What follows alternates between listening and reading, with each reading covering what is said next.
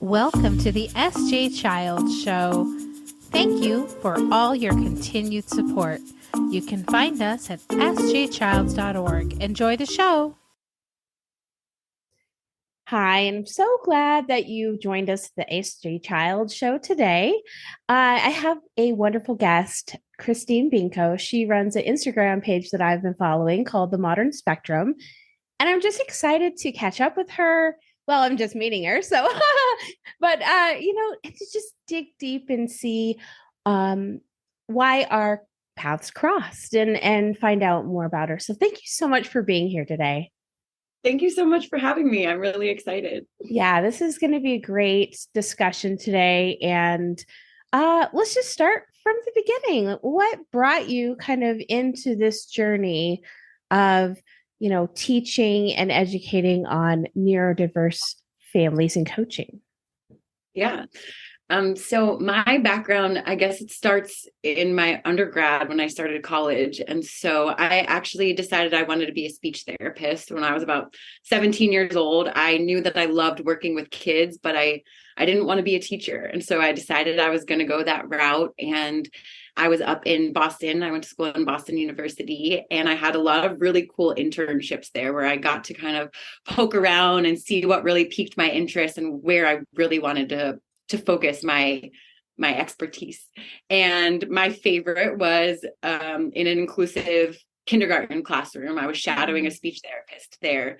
And I found myself really loving working with the kids. And that kind of started my path. And I moved out to the West Coast to California, and I started working in a school for kids who were deaf and hard of hearing.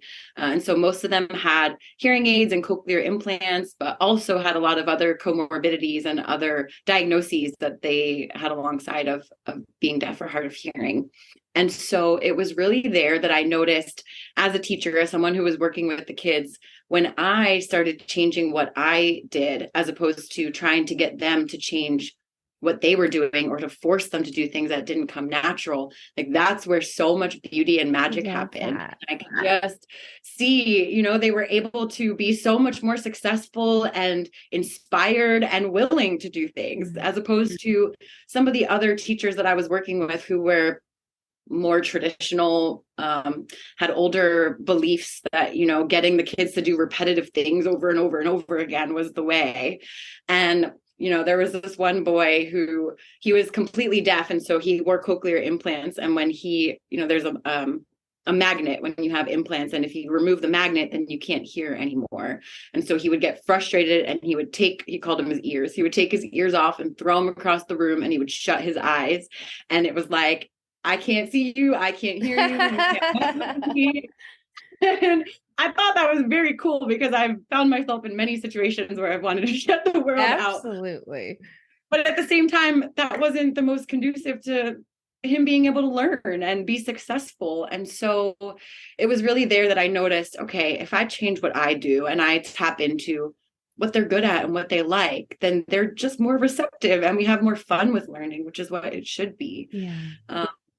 And then not only that, but it was a very small classroom. And so I was starting to get to know the families very well. They were dropping off their kids and picking them up every day. And so it was there that I got really close with some of the parents and the families, and they would linger longer as the school years went on. And I would notice I spend a lot more time interacting with the parents. And I really, I noticed the kids have these activities, this school, these appointments, these doctors, these programs that they're going to.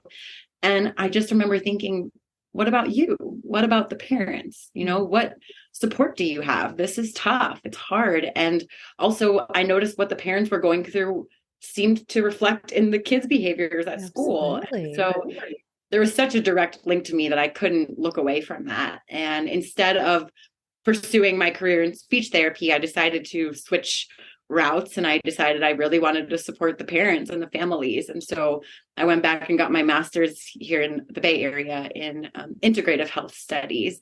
And so I studied things like neuroscience and social connection and mindfulness and coaching, and geared every single thing that I was learning in school specifically towards supporting autistic and neurodivergent families. And so, yeah, that's why I'm here. And then in that whole process, I realized I'm neurodivergent myself. It took me all these years to figure out what was drawing me so much to working with these kids. And I realized, yeah, I'm actually a lot like them, and I have ADHD as well. And so that's just been a whole other part of this journey for me that's been really amazing. And I think part of the work that I do is really, I'm creating resources and helping parents in a way that I wish my own family and parents, had that support and understood the things that I'm trying to teach and work with these families with. So yeah. And how do they feel about that now, your family? Have you shared this with them? It's touchy, I would say. Yeah. I think it's a blessing for me to get to work with families who are open and willing, because I think so much of this work is, it takes the parents wanting to look at themselves sometimes and understand that the work starts there, and it's not so much the child, that there's a lot parents can do.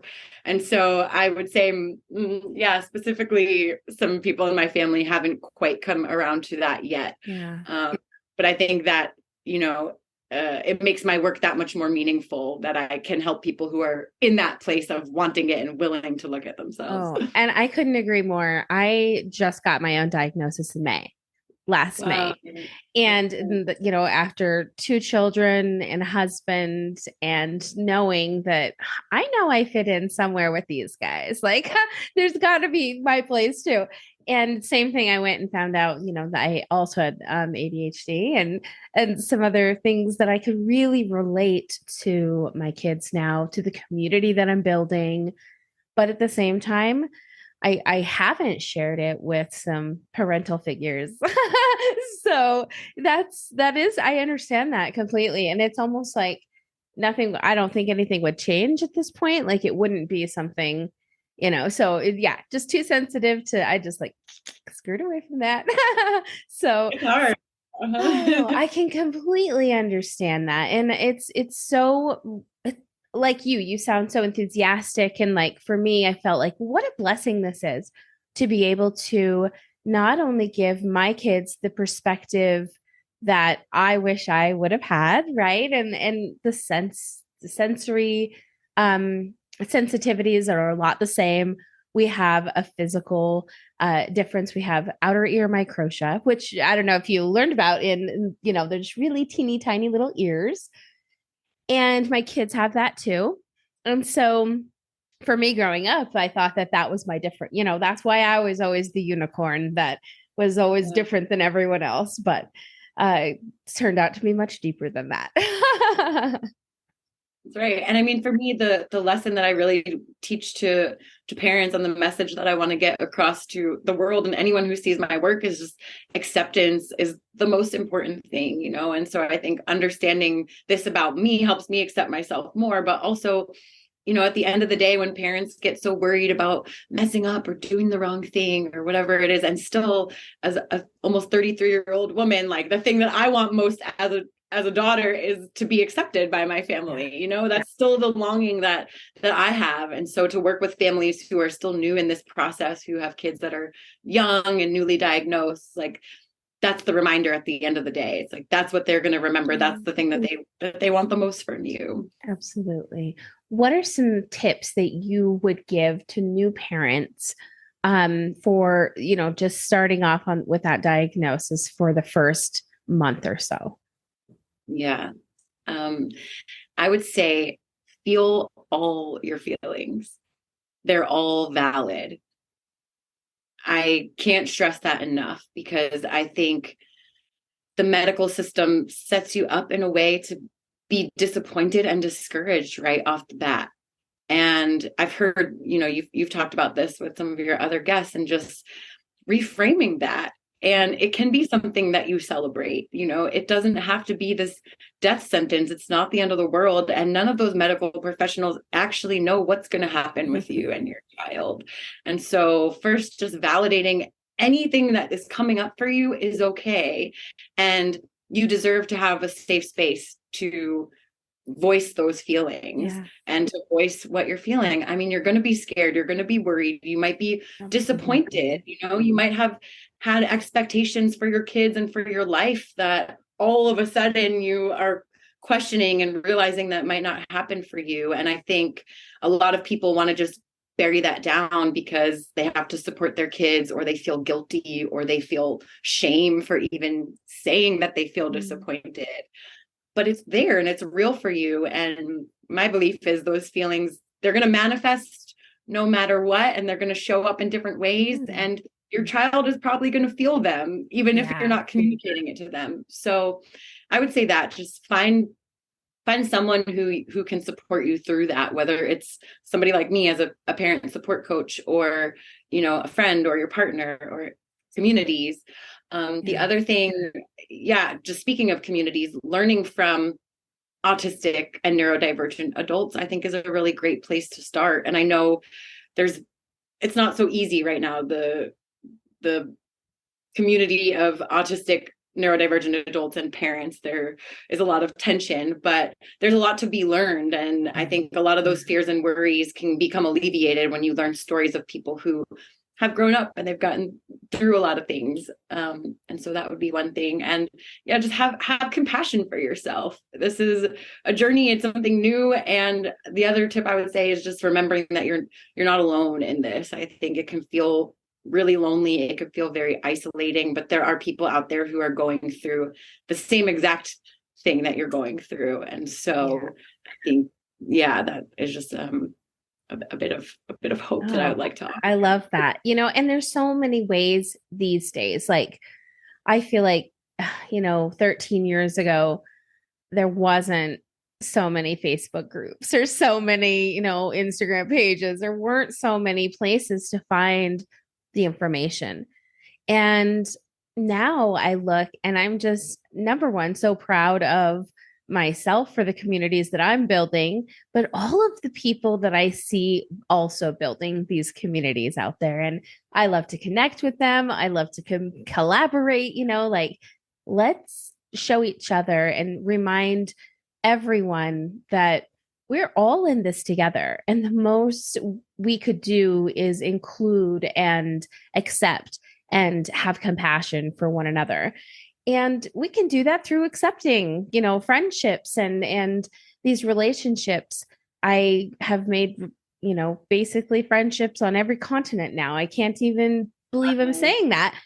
And it feels so amazing to know that there are, just like you said, families going through 3 stages, ones that are behind where I'm at now that I can reach out to and be there for, ones that are in my same kind of puberty time frame. And, I could really reach out and need some help on those things. And then ones that are way in front of me, adult transitioning. And there's now so much more feeling of just togetherness that it's so great to be a part of this journey with all of the families that we come in contact with.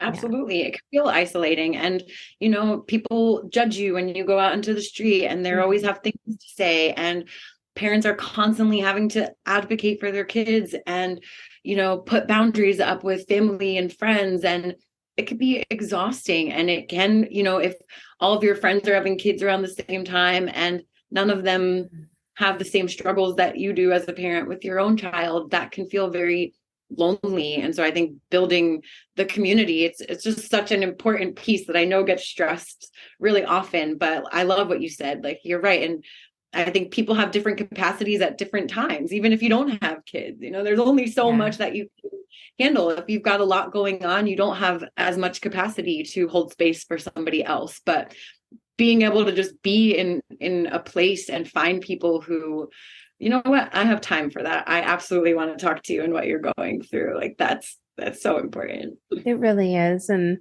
I find that the people, that I've made these friendships with I can't imagine them not being lifelong friends now. And that's so important for someone who, if you were to ask, many adults, they would probably say that was something they struggled with in their youth, was that making friends and having those close friendships and having those.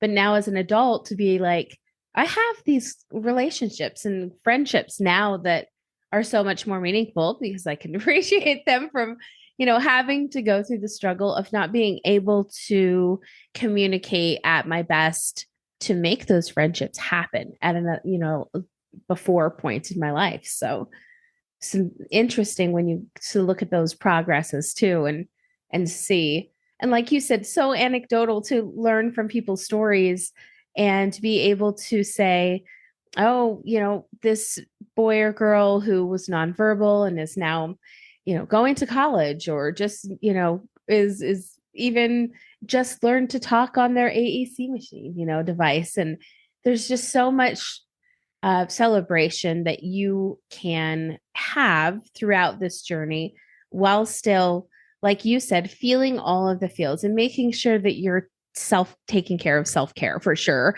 because that's a part that parents forget that they need to do for themselves. So much so. That's so much of the work that I do is just reminding people your needs have to come first, as hard as that is to tell parents. But it's that metaphor that everyone uses around, if you're on an airplane, you put your mask on first. It's like when you're depleted and you don't have the energy. Yeah, it's a technical difficulty in my camera. It'll come right back on. I forgot to tell you about it before we started. Oh, poor camera. Oh, sorry about that. Ghost of Sarah. Yeah. I lost my train of thought. I'm so sorry. Good. I forgot what I was going to say. But when you were speaking, it reminded me of something else, actually, which is a few years back, I started working with a family who had a non-speaking boy who was around 10 at the time. And he didn't have any AC devices or any real means of communicating in ways that worked for him. And then he found they started doing RPM, rapid prompting method, with him, and he was using the letterboard. And now he's, I don't know, maybe a 5-time author. He goes around here and gives talks all the time, him and his mom. He's probably about 16 years old now. Wow. And I learned so much from him, because when I first started working with them and he started coming out with all this stuff, he would say to his mom, all those times that you thought I wasn't paying attention because I wasn't making eye contact with you, or I was spinning in circles around the room while you were talking to me, he was able to communicate later, like, I was there, I was hearing all of that. And so that's why I think also these stories are so important, because we really don't know. We make so many assumptions as humans, and we have so many standards and rules in society that we just kind of opt into without really questioning what they are and if we agree with them and why we follow them. And so I think also a lot of these times there's lessons that, are here for us to learn and take away. And by connecting with other parents and other people who have been through that. And, it's just, they open our eyes to other things that we might have not seen before. And I think it takes that willingness to learn and approach things with non-judgment and curiosity. Like, that's where so much of the good stuff can happen. I love that. And when you engage children in their strengths and you show them their own reward from that, it's so exciting to watch that happen. And I, love that there's so many ways that we can do this these days. We can, and this is so funny too, because I think this is exactly where I was going from a comment I made way back ago, but so many different ways to be able to receive the information. Now, we have these podcasts, which are amazing because we could really share intimate stories with one another in a setting that is, personal and private. Yet it's public, of course, to everyone, but it's still so nice. And, there's great books out there. There's amazing groups that you can belong to and pages. But really, I found the like you were saying, kind of my beginning was at my child's school. And I just really, I guess, was the leader in the group, and that really said, like, let's get together. Like, let's not just stand around as parents picking our kids up and taking them. Let's talk. Let's see what's happening with each other. How can we support each other? And through that, the school made me their parent liaison for the special needs, kids. And it really was like, wow, this is such a great journey that I could start. And now, it's so come so far, I can't even believe it. But the amount of families along the way who, they just need to know that somebody is there for them, somebody will listen, and like you said, not judge, not and maybe have good ideas to come back with. And I think that being a parent coach is such an important job. So thank you so much for all you do there. Definitely. And going back to kind of the school settings, what are some things that you may give tips for or help parents out in when it comes to school? Mm-hmm.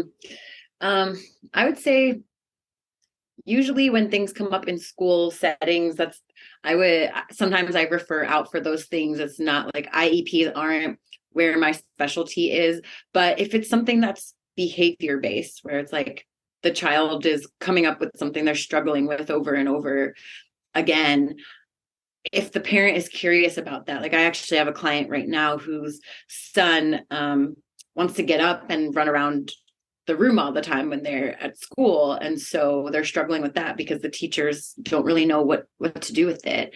And so one thing that I'm doing with the client that I work with, the parent, is just getting curious about what's the child doing when they're doing that? Yeah. What's going on for them? What's the environment like? What are the questions that we can ask, not to shame or even try and correct the behavior, but first we need to get really curious about what they're doing.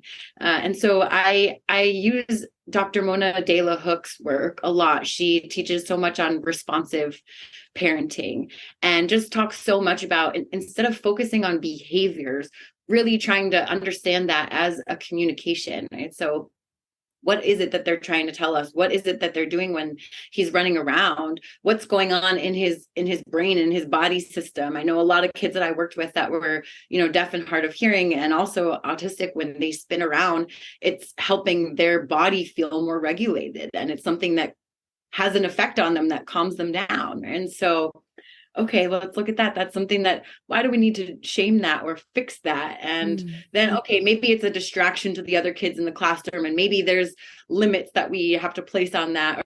But basically, like, how do we adapt things? And the other thing I think that comes up a lot with schools is just the stress that parents have. I work with a lot of parents who maybe their kids are, the teachers don't understand. And so there's a breakdown, and, they're coming to the parents and they're saying, we can't have your kids in our class anymore, or they need to fix this because it's impacting the other kids. And that's just where the advocacy piece comes in. And it's hard. And so I think a lot of the times it's just holding space for parents who are in that position, just letting them vent about things that come their way, and just having space for them to process it.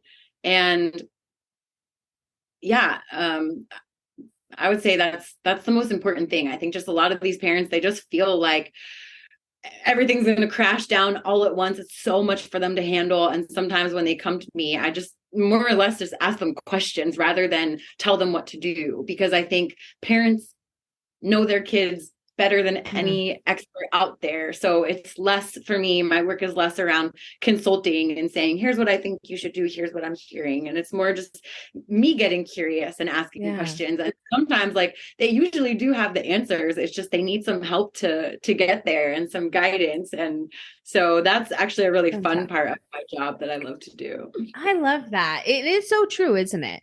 We all pretty much innately have the answers within us, and we just don't know how to get them. So sometimes we need guidance, and working and talking through those, we can oftentimes unlock those pieces of information for ourselves. And especially when, like you and I truly, had said about Dr. Prezan earlier, that key of looking at behaviors as communication. And really understanding that these behaviors, if you, body movements, whatever you want to call them, right, that are mostly tied to the process needs of a child, not being able to understand how to ask for something or need something that their body is physiologically going through that they're not understanding, that can cause a lot of stress on a child with intellectual, developmental disabilities, any type of child really that is going through any kind of, physiological changes. They don't understand where they're at basically in their own bodies. And it's so important to give them that space and that, acceptance to go through those things. So I like that you said that. And the other thing I'll say about that is, helping these parents process what's going on is a lot of times it brings up stuff for the parents that they don't usually have space for. So maybe the fact that your kid is running around the room, or maybe they bit another kid, or maybe they're not paying attention. And for the parent, that's bringing up shame. And maybe they're feeling like, I'm doing something wrong. That's reflecting on me as a parent. And so a lot of that we'll get curious, like, well, why does that come up for you? What is that about you? What have you been taught? What are the rules in society that you buy into, that you've been subjected to in some ways?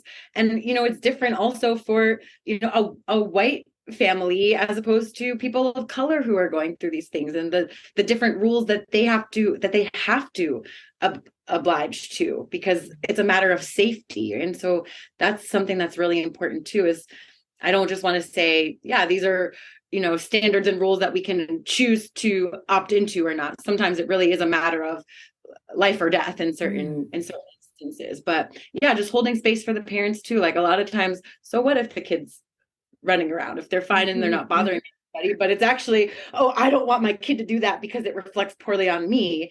And that's just a place where we can be curious about and explore together and try and understand better why that is, what's coming up for them in those moments. Yeah. Oh, and I remember kind of really early on with my son and being still kind of I have an older stepdaughter that I raised, and I raised her a lot differently because I was coming from my own style of parenting that I had been parented. And, I won't repeat those cycles, but there's a lot of yelling and things. And I really had to learn when he was really little, like he responded negatively to us using any type of negative terms. No, don't, stop, can't.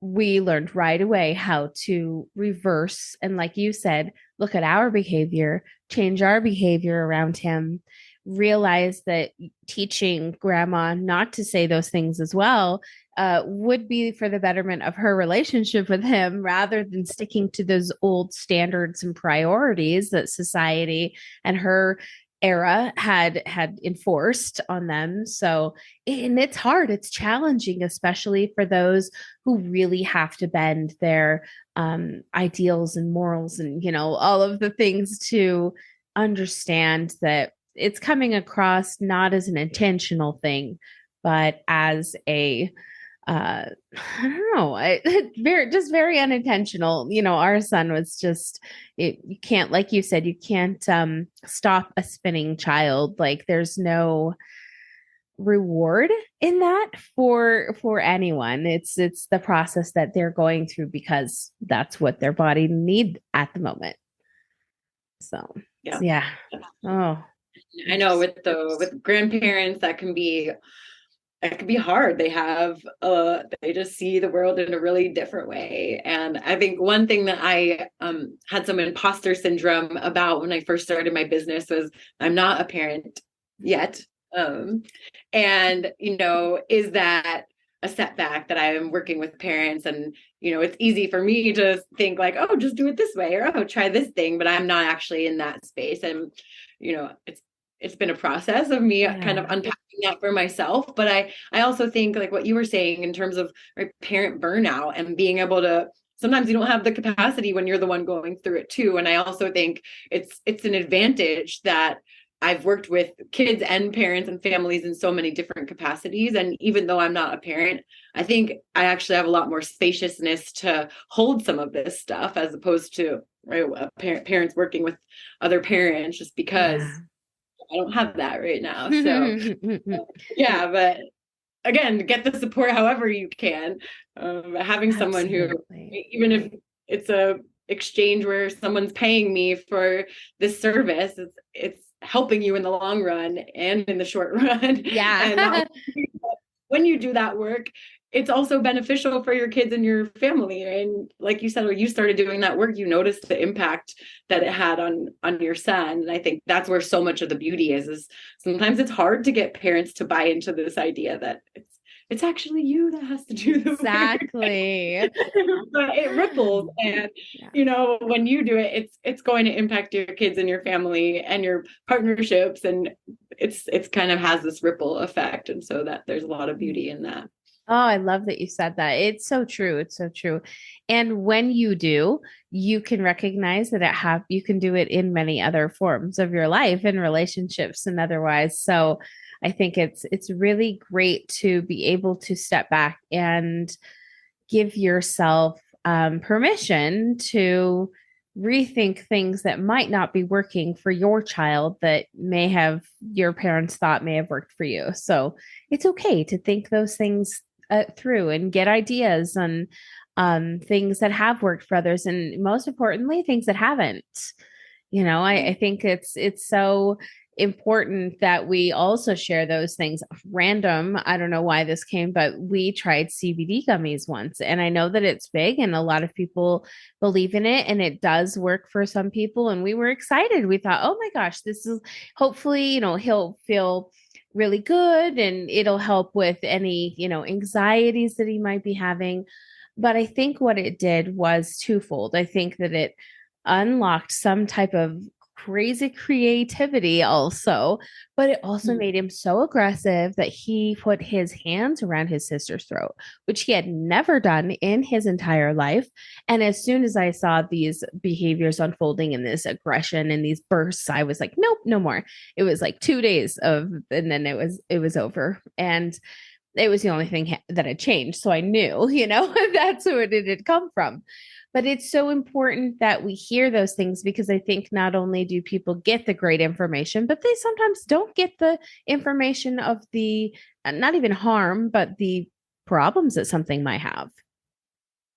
Absolutely. Yeah. And that's just a really great example of also just, you are the expert, right? Like if somebody else was observing your family at that time, they might not have made that connection as fast as you did. Like you knew, you understood. And so I think as a parent, also what I love to reinforce is just to trust yourself, and you're not going to get it right all the time, and you're going to make mistakes, but that's part of being human. We're messy. We're not perfect. And also, this information wasn't accessible even just a few years ago, I don't think. And we're learning so much more than we have known before. And so it's okay that we don't get it right all the time. And that's another thing I think is, even if you don't get it right the first time, there's this study that has been circulating recently that I've been really intrigued by.